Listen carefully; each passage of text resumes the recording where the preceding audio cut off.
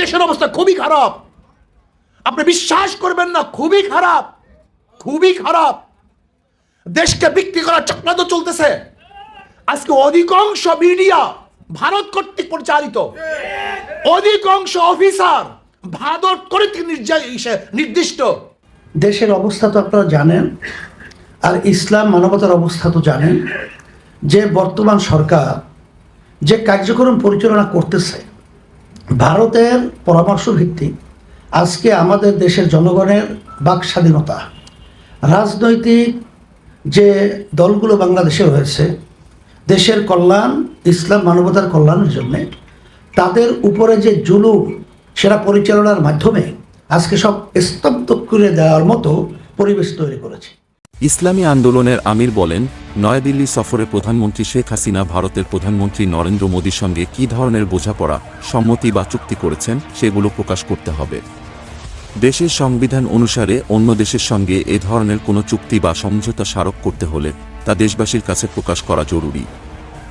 কিন্তু দেখা যাচ্ছে জনগণকে আড়ালে রেখেই এ ধরনের চুক্তিগুলো করা হয়। জাতিকে অন্ধকারে রেখে দেশের স্বার্থবিরোধী কোনো চুক্তি জনগণ মানবে না। তিনি সরকারের দেশবিরোধী কর্মকাণ্ডের প্রতিবাদে বিভিন্ন রাজনৈতিক দলগুলোর বৃহত্তর ঐক্য গড়ে তোলার আহ্বান জানান। মুফতি ফয়জুল করিম বলেন, আমাদের দেশ নিয়ে গভীর ষড়যন্ত্র চলছে।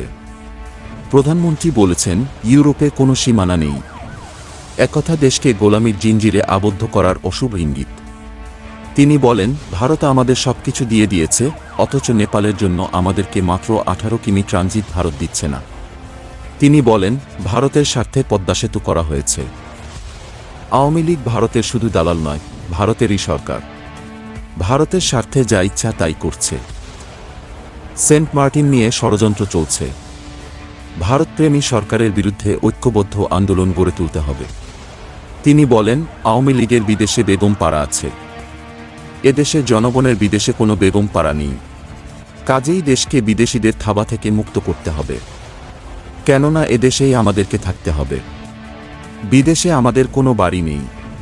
তিনি ভারতের স্বার্থরক্ষাকারী সরকারের বিরুদ্ধে দেশপ্রেমিক ইমানদার জনতাকে ঐক্যবদ্ধ আন্দোলন গড়ে তুলতে হবে। চরমোনাই পীর বলেন, সরকারি আমলা, প্রশাসনের কর্মকর্তা-কর্মচারীরা দুর্নীতি ও লুটপাটে জড়িয়ে পড়েছে।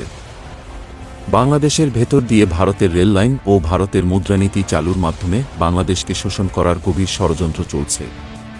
ভারত তাদের নিজেদের সুবিধার জন্য বাংলাদেশের সড়কপথ এবং রেলপথ ব্যবহার করবে। তথ্য হ্যাকিং ও অতিরিক্ত অর্থ আত্মসাতের জন্য বাংলাদেশের ইন্টারনেট সেবা ভারত নিয়ন্ত্রণ করার ষড়যন্ত্র করছে। বাংলাদেশের স্থলবন্দরগুলো বিনা শুল্কে ব্যবহার করতে চায়। Thanks for watching this video. If you subscribe to my channels, like this video, comment and share what you think about it.